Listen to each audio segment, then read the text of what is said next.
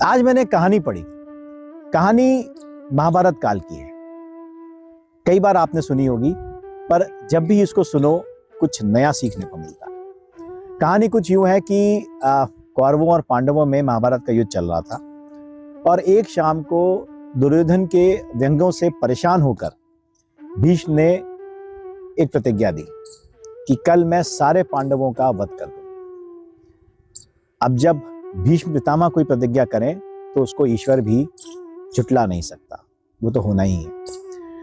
जब ये खबर पांडवों के शिविर तक पहुंची, पांचों पांडव बड़े परेशान हो गए। वो अपनी परेशानी लेकर वासुदेव कृष्ण के पास पहुंचे और उन्होंने कहा कि आज पितामह ने प्रतिज्ञा की है कि कल वो हम सबका वध कर देंगे, अब क्या होगा। कृष्ण कुछ देर के लिए शांत हुए और फिर मुस्कुराए और उन्होंने द्रौपदी को बुलाया और बोला कि मेरे साथ चलो।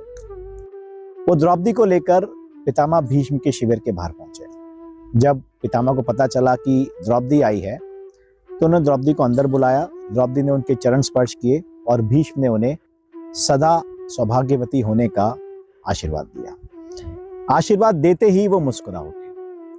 उन्होंने द्रौपदी से कहा कि हो ना हो तुमको यहाँ पर कृष्ण ही लेकर आए हैं। कृष्ण शिविर के बाहर आड़ में खड़े थे। जब ये बात सुनी तो वो यकायक अंदर आए और उनको देखकर भीष्म मुस्कुरा उठे। उन्होंने कहा कि मैं जानता हूं कि मेरी इस प्रतिज्ञा का हल सिर्फ तुम्हारे पास था और इसीलिए तुम द्रौपदी को लेकर वहां आए। अब चूंकि द्रौपदी को सौभाग्यशाली होने का आशीर्वाद भीष्म ने दे ही दिया तो पांडवों की वध वाली बात वहीं कट गई। कहानी तो बस इतनी सी है, पर इसके मायने बहुत। खैर, एक तो यह है कि ईश्वर के आगे किसी की नहीं चलती, जो ईश्वर ठान ले वही होता है। ये तो एक शाश्वत सत्य है।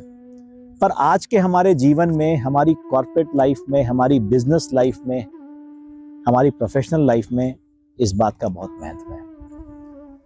जब आप पूरे सिस्टम को, पूरे प्रोसेस को अच्छी तरह समझते हो, आपको किसी चीज की अच्छी नॉलेज हो, तो कोई भी प्रॉब्लम आपके लिए बड़ी नहीं होती और आप हर प्रॉब्लम का सॉल्यूशन ढूंढ ही लेते हैं। यही कुछ इस पूरी कहानी से सार निकला। कृष्ण अच्छी तरीके से सब जानते थे, उनको सब पता था, तो उन्होंने भीष्म के सामने द्रौपदी को खड़ा कर दिया। ऐसे ही जब हम हर चीज की इन डेप्थ नॉलेज रखते हैं ना, तो चीजें बड़ी आसान हो जाती हैं। और दूसरा सबसे इंपॉर्टेंट सबक यह है कि बड़ी से बड़ी प्रॉब्लम का भी सॉल्यूशन बहुत छोटा होता है, प्रोवाइडेड हम उस प्रॉब्लम को समझ पाए, फिर हम उसको सॉल्व कर पाए। इसी को क्रिटिकल थिंकिंग कहते हैं।